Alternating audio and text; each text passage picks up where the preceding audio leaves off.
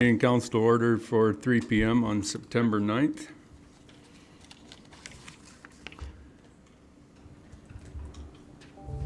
Is that my cue? Yeah, and Jody has something to say before we get started while I sort this other piece out. Okay, as council meetings are streamed live and recorded on YouTube, attendees acknowledge that in accordance with Section 17(2)(g) of the Freedom of Information and Protection of Privacy Act, names, addresses, and other details provided when speaking at a council meeting will be publicly shared.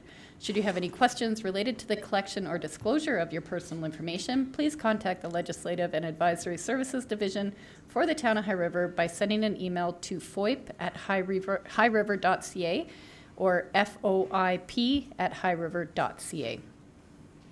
Thanks, Jody. Adoption of the agenda. So I'll ask for a motion from Councillor Smith that council adopt the agenda for the regular council meeting September 9th as presented. I'll give you that motion, Mr. Mayor. All in favor? Carried. Consent agenda approvals, minute approvals. Ask for a motion from Councillor Barton that an omnibus motion adopts the following in accordance with council's procedure bylaw. The August 12th regular council meeting minutes, the August 12th second public hearing, town plan meeting minutes, and the strategic priorities chart. You have my motion, Mayor. Thank you. All in favor? Carried. I do public comments, but it's only Cooey here, then she's going to get more than enough airtime on her own. So,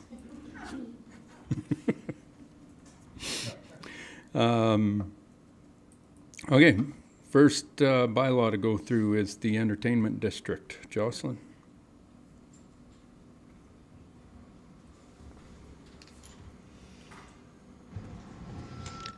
Hello again.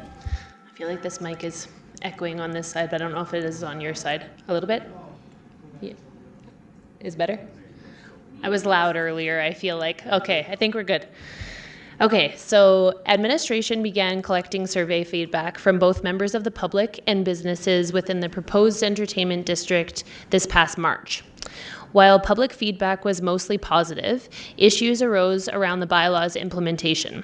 During the public hearing process, the logistical limitations of the district were highlighted, including the requirement to restrict smoking within an active district and the impacts of added enforcement.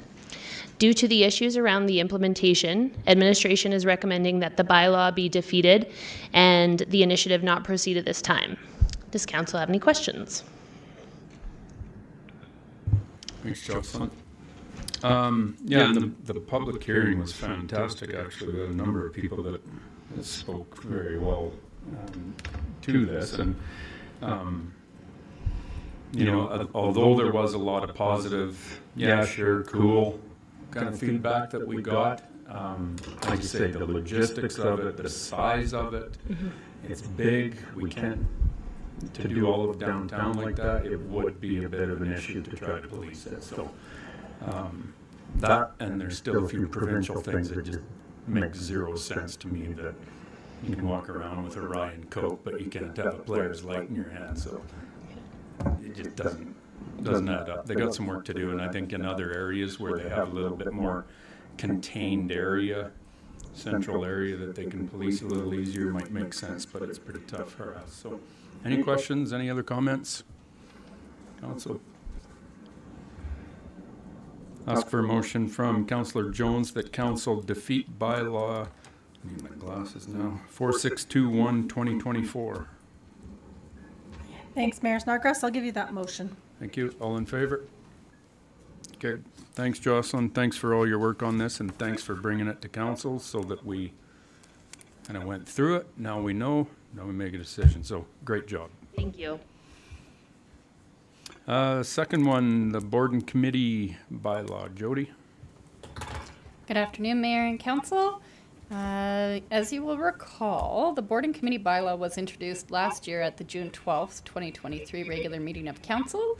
And at that time, administration consolidated several bylaws that create and govern council boards and committees to have one governing bylaw that is consistent for all staff and members.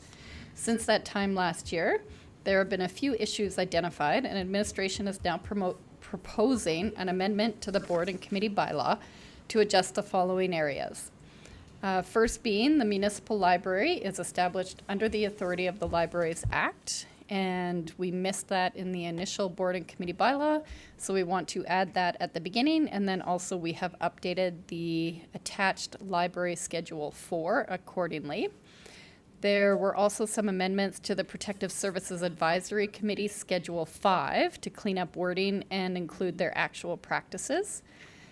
The Subdivision and Development Appeal Board, or the SDAB, Schedule 6, we would like to amend that to include the ability to have those members join a regional or composite board.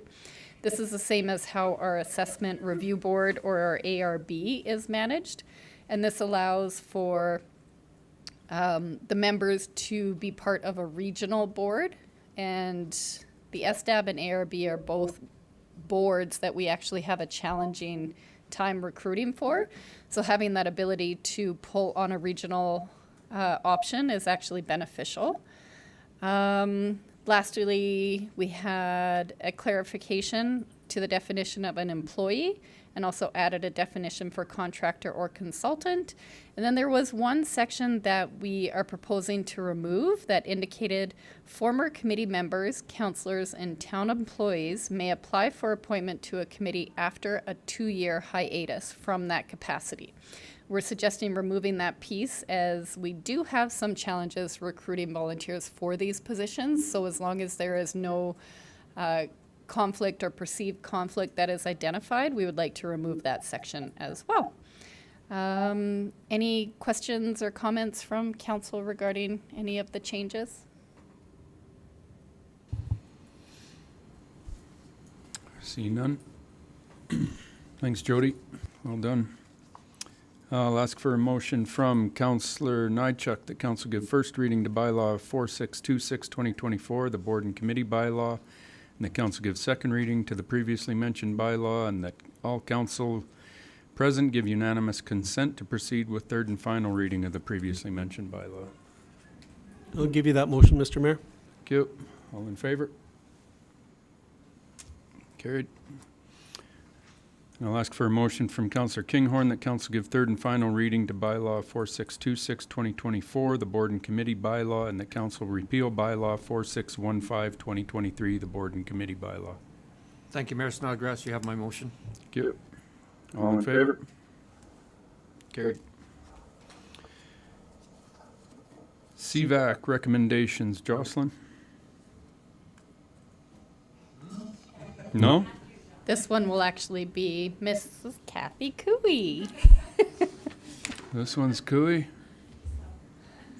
Jocelyn will be next. I got Jocelyn here. I thought she was doing it all, and then Cooey would come in for support. You're gonna do it all, Cooey. All right, go ahead. Thanks very much, Mayor and Council, for having me again here today to represent the community.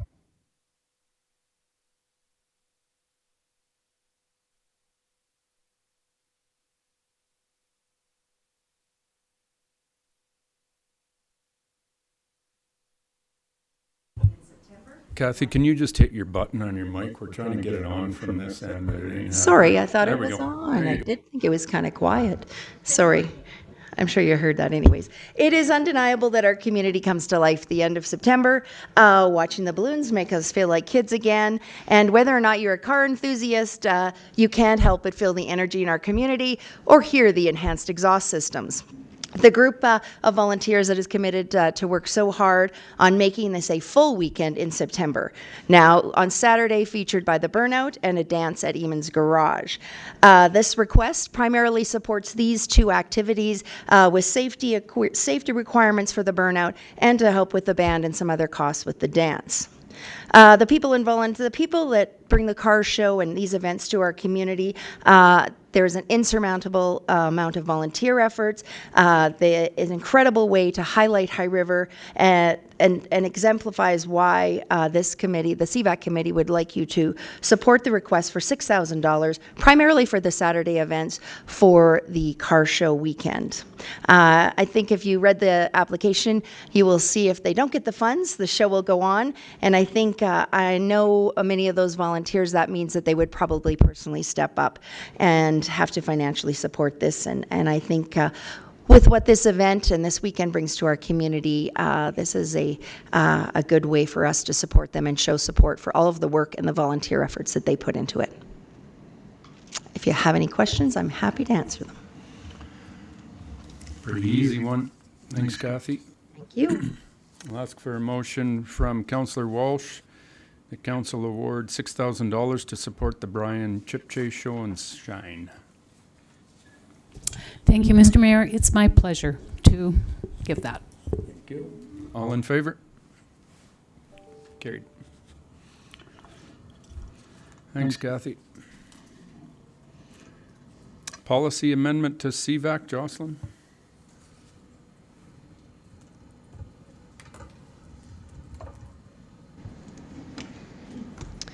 Okay, so the existing community vitality policy was signed in November of 2016. Since the policy was signed, the committee has funded for-profit organizations as they felt the organizations were meeting the criteria of the community-led initiatives through events and projects. The committee has revisited the policy and agrees it needs to be updated to reflect current practice and allow for less limitations for our local for-profit organizations. The committee suggests the following addition to the policy. For-profit organizations that want to initiate a project that serve the community of High River will need to show that the for-profit organization is not profiting from the initiative. There are other changes within the policy, however, they're mostly administrative changes to match our current policies. Does council have any questions? Thanks, Jocelyn. Councillor Walsh. Thank you, Mr. Mayor. Thank you, Jocelyn. I have a couple of questions. I'm happy to see this being clarified. And just to help me understand a little bit more, the same procedure would follow, the application form, same is used, the follow-up form, the same one is used, all of those things. How will you determine, or whom, may I ask, would determine whether this business is working within, I don't see anything supporting as far as the practices. So I was hoping to see that, just to ensure that the people that volunteer on the CVAC committee have all the tools and resources they need to make these decisions. Yep. So the committee discussed that as well, and the committee felt that our current funding accountability report would reflect that. The funding accountability report, is that the post-event Yes. report? Yes, within 60 days of the completed project or event, they submit the funding accountability report to the town. And then the committee also discussed we will be reviewing those reports at our committee meetings. I see. Thank you. Yeah.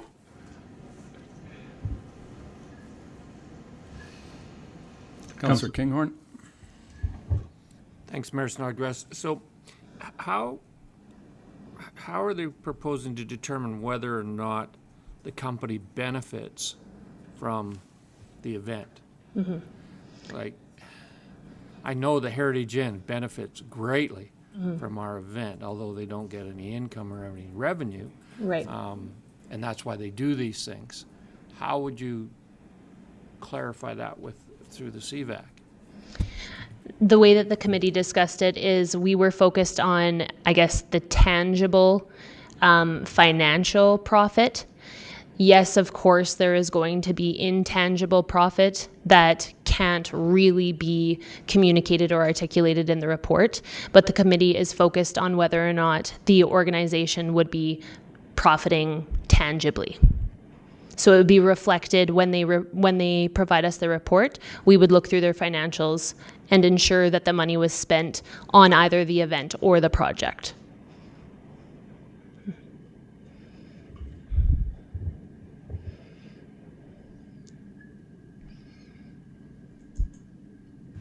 Councillor Walsh. Thank you, Mr. Mayor. In the follow-up, is it possible to have those two documents shared I don't know what's in that information after the fact. Just so that we're all aware of what the actual practices are. Yes. Okay. Yep. Thank you. Yeah. Councillor Smith? Thank you, Mr. Mayor. Excuse me, I have one question for clarification with the terms or the definitions. Yep. Non-profit, and then there's a strike, or not-for-profit organizations, means associations, clubs, or societies that are not charities and are organized and operated exclusively for social welfare, et cetera, et cetera. So, but charitable organizations do apply for CVAC funding, is my understanding. So this seems a bit, associations, clubs, or societies that are not charities. So but there doesn't allow for any charitable organization if that's the case, if you're looking at a for-profit and then non-profit. Definition. Under definitions, page Yeah, no, I'm looking at that. 5 of 8. So So there might be a gap. I think Is so. what you're saying. Yeah. Please. Okay.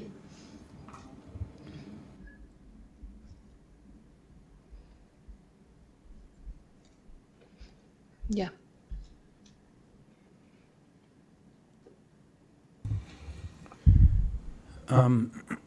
I'm glad we're doing this and making sure that we're clear on this, for-profit businesses, being involved and being able to do this kind of stuff in our town, because lots of them do, and they should. And they should be able to get assistance from CVAC just like anybody else. There's no question. Now, at the end of the day, you can ask for budgets. You can get a report at the end of it. Do you 100% know that $1,000 that CVAC gave went to that exact thing? No, you don't. There's a ton of trust that we put into our businesses and our organizations putting on these events. That they respect the money they're receiving, and then it's used appropriately, because you can cook the books on an Excel spreadsheet all you want, right, to make it look, which is, whatever. What we're doing, we have to put trust in these individuals to use the money appropriately. We don't want it to go through and give a certain event 10 grand, and they just take that and give it back to other agencies. When we give money, it's not to be used to redonate, it's to be used to put your event on. And that's the level of trust that we have to have with everybody. And we've got, the car show, the breakfast that happened, both big successes and everything. The money's used properly and they continue on, right? But are you ever going to have, be able to audit somebody? Do you want to audit anybody? No, we don't. We're just trusting that our people are using the money appropriately that they get. So trust is a big one here, but I'm glad we put this piece in to clarify it after the glitch that we ran into earlier. So any other questions? I will ask for a motion from Councillor Smith that Council approve the revised policy for the Community Vitality Fund. I'll give you that motion, Mr. Mayor, with that correction. Thank you. With the clarity put in there? Okay. Yeah. Thanks, Kevin. All in favor? Carried. Thank you. Thank you very much, Jocelyn. Update to the council remuneration policy. Jody? Yes, thank you. Once again, good afternoon, Mayor and Council. I wanted to present to you an amendment to the council remuneration policy. The policy was approved in 2006 and last amended in 2012. Administration has reviewed the policy and has suggestions to remove any perceived bias and provide full transparency regarding how council's remuneration is determined. The recommendations include creation of a task force to review and make suggestions regarding council remuneration instead of administration performing this research. For task force members to be recruited and interviewed by administration, however, then they would be appointed by council. We also present within the updated policy the terms of reference for this task force, which also includes the manager of legislative and advisory service as well as an HR representative to be advisory members to this task force. And then lastly, the suggestion is to remove the expense portion from the policy and create a separate policy that we have named the reimbursable expense policy, so that they're separate, so that the task force is only considering the remuneration pieces, and then the separate policy allows administration to determine what expenses that are submitted are reimbursable. If council adopts the policies as presented, the Legislative and Advisory Services Division will begin recruiting in late 2024 through early 2025 for the Council Remuneration Task Force. We will advertise this to the community in hopes of recruiting 3 to 5 community members, with preference given to those that have experience with, sorry, I lost my place here.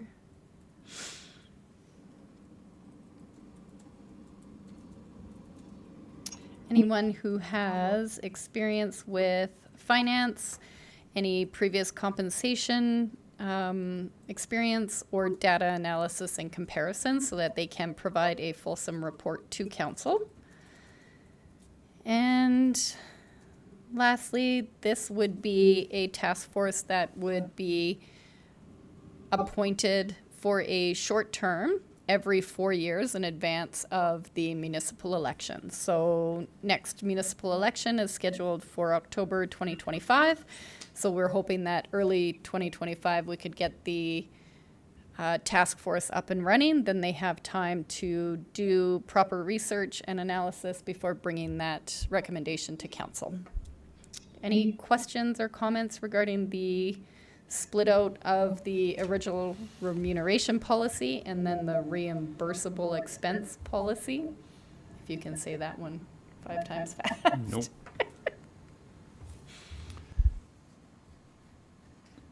So thanks, Jody, for the remuneration policy, who's going to choose and pick the members that are on the committee? Yes, so it would be the Legislative and Advisory Services team, so myself and probably another member of my team that would do the recruiting and initial interview. We would bring forward the recommendations to council for that final appointment. So yes, I misspoke earlier that it would be just an administration appointed. So you'll go through it and vet it just like any of our Yep. other committees, and then it'll come to council for approval. Yes. As far as the members of that task force. Okay. Okay. Any other questions, Councillor Smith? Thank you, Mr. Mayor. Just a point of clarification from our earlier board appointment piece. Number 30 says that the mayor is an ex officio member of all committees. So would that be something that he needs to also, would this need to be outside of that, or somehow, what does that look like, I guess is my question. That is a fantastic point. Thank you for picking up on that. You bet. Chris, is that Mr. Prosser, is that something we are able to put in the terms of reference to remove the mayor's that word, Yes, please? yes, it is. At the end of the day, it is a task force, and it's a task force with a very specific purpose. So, the board and committee bylaw is more focused on our boards and committees that the mayor is always ex officio of, but not necessarily always a task force unless specifically appointed.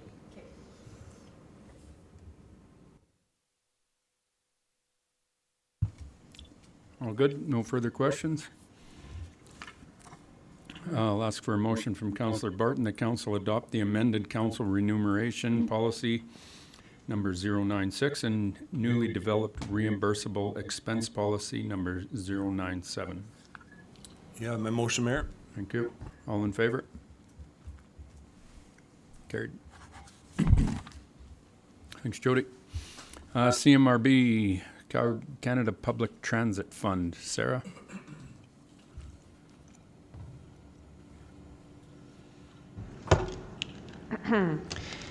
Yes, thank you, Mayor and Council. The item before you today is called Request to Participate in the Calgary Metropolitan Region Board Expression of Interest for the Canada Public Transit Fund. On July 17th, 2024, the Government of Canada announced the launch of a new Canada Public Transit Fund, which is a new $30 billion investment over the next 10 years to expand public transit and to make it more accessible across the country. The Government of Canada has explained that this funding is going to be delivered across 3 different funding streams. Those are 1, the Metro Region Agreement, then baseline funding, and then finally the third one is called targeted funding. And it was very clear on the Government of Canada's website that regions are strongly encouraged to apply together. After this announcement, the Minister of Transportation and Economic Corridors in Alberta, Devin Dreeshen, issued a letter to the Mayor of Calgary as well as the CMRB chair, and he was requesting that the region communicate our plans and our intended submissions for all 3 funding streams to the province first before going towards the federal government. So at this time, before that process takes place, the CMRB would like to know which member municipalities are interested in participating in this expression of interest. To assist the member municipalities in having this discussion with their respective councils, the City of Calgary created an attached key messages memo that's attached to your report that goes through the main key messages. This memo includes the 3 streams, like I said, Metro funding agreements, baseline, and targeted. So the first one is the Metro Agreement stream. And according to the Government of Canada website, that stream is going to provide funding to support partnerships between provinces and large area urban municipalities. And they said that those could include regions such as the Calgary region. They did specifically call it the Calgary region on the website, as well as Toronto, Vancouver, Winnipeg, Montreal, and Halifax. So those are the ones that the federal government is specifically anticipating getting EOIs from.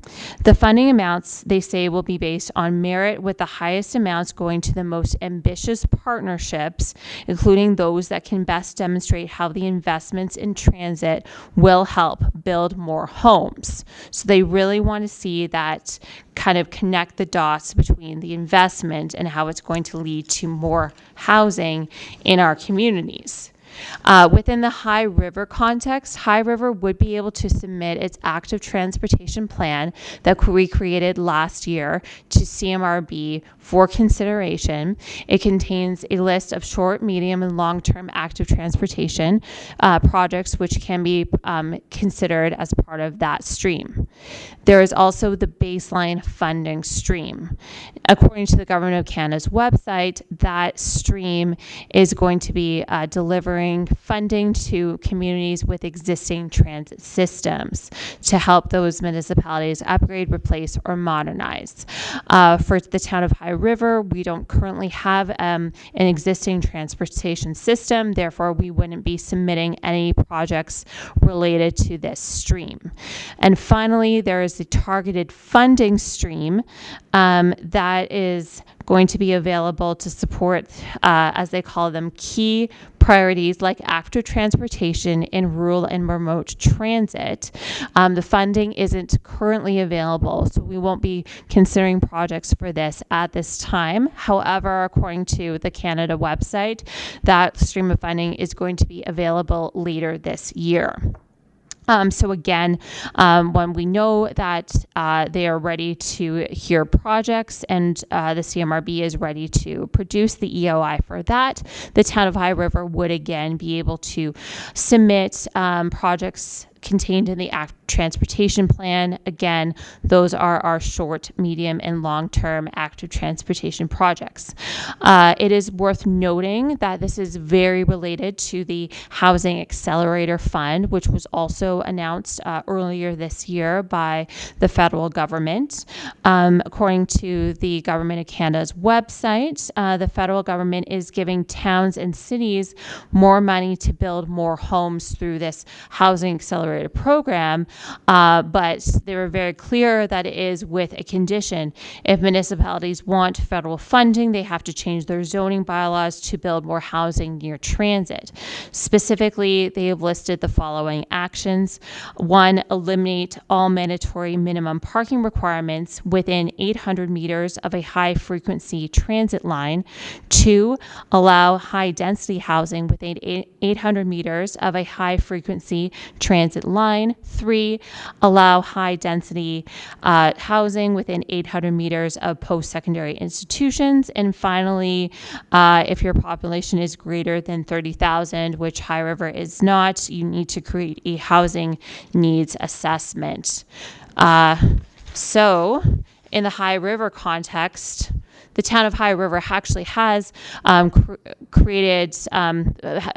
met all of these requirements because we do allow high density housing everywhere, and we don't have any minimum parking requirements. However, we don't have transit at this time. However, if the town wanted to, it could apply for the Housing Accelerator Fund, as our land use bylaw does align with the federal government's best planning practices. Anyway, the next steps of this particular matter are, once the CMRB has received confirmation as to which member municipalities would like to participate in the expression of interest with the CMRB and City of Calgary, they will work on creating an EOI for the Metro Region stream and for the baseline funding stream for the entire region. And these EOIs will include a capital project submission list. The recommendation before you today is that Council pass a motion confirming that the town of High River would like to be included in the Canada Public Transit Fund expression of interest submission to be submitted by CMRB. It is the town of High River's understanding that there are no financial implications at this time. Are there any questions? Thanks, Sarah. And yeah, you unpacked a lot of stuff in that.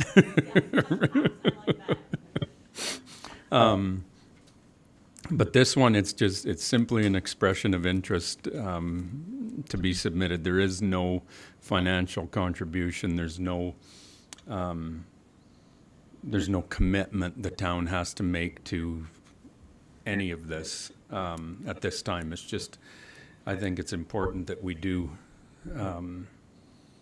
pass this motion and put our submission into the CMRB that we want to be a part of this. As we need to have all the information that we possibly can to see where all these things are going, especially if we go down the road of what you were talking about with accessing some of the federal grant packages for housing, et cetera, down the road. So, any other questions? I will ask for a motion from Councillor Walsh that Council pass a motion confirming that the town of High River would like to be included in the Canada Public Transit Fund expression of interest submission to be submitted by the Calgary Metropolitan Region Board. It is the town of High River's understanding that there are no financial implications or commitment at this time. Thank you, Mr. Mayor. I'll give you that motion. Yep. All in favor? Carried. Thank you very much, Sarah. Councillor reports, anything? Board and committee reports? Councillor Kinghorn, push harder. Just a quick summary of the Protective Services Advisory Committee meeting we had the other day. There's some really good news that came out of that. And the one that really pointed out to me is our homeless population within High River. We're believed to be 4 or 5 people in the entire community, and they are working hard with those folks to find them accommodation. Shelley was in attendance of the meeting, and it went really, really well. And they are running the citizens on patrol, doing the spot checks on vehicles to see if they're locked or unlocked. Thank you. Thank you. Anyone else? Board and committee minutes, Museum of the Highwood meeting minutes is attached. Linda, public comments, floor is yours. I would like to comment and commend whoever is planning on Central Street by Slowly. That is so nice there now. You know where the lane is, you know where the turn is. It's fantastic. Got all the lines and the lights you ever dreamt of, hey? Yeah, it's good. And also today they're painting, which is fantastic, on 5th Street and 12th Avenue, the crosswalk on the shuttlecock. Yeah, And it is huge. It's so noticeable. perfect. So I'm assuming they've really been doing a lot of the painting. I think it's Volker Steven that does 12th, right? And then the other guys from Okotoks or something did Sobeys, I think. Is that right? Yeah, it's all the 12th. It would be all the 12th for Volker to do. Awesome. Thanks, Linda. Council correspondence requiring action. Municipal displays of respect and support request. National Legion Week. So I'll ask for a motion from Councillor Smith that Council proclaim September 15th to 21st, 2024 as National Legion Week, and that Council authorize the Mayor to sign the High River Legion Week proclamation. I'll give you that motion, Mr. Mayor. Thank you. All in favor? Carried. Foothills Community Immigrant Services Welcoming Week. I'll ask for a motion from Councillor Barton that Council proclaim September 13th to 22nd, 2024 as Welcoming Week, and the Council authorize the Mayor to sign the High River Welcoming Week proclamation. You have my motion, Mayor? Thank you. All in favor? Carried. Nothing further. Meeting adjourned 3:37.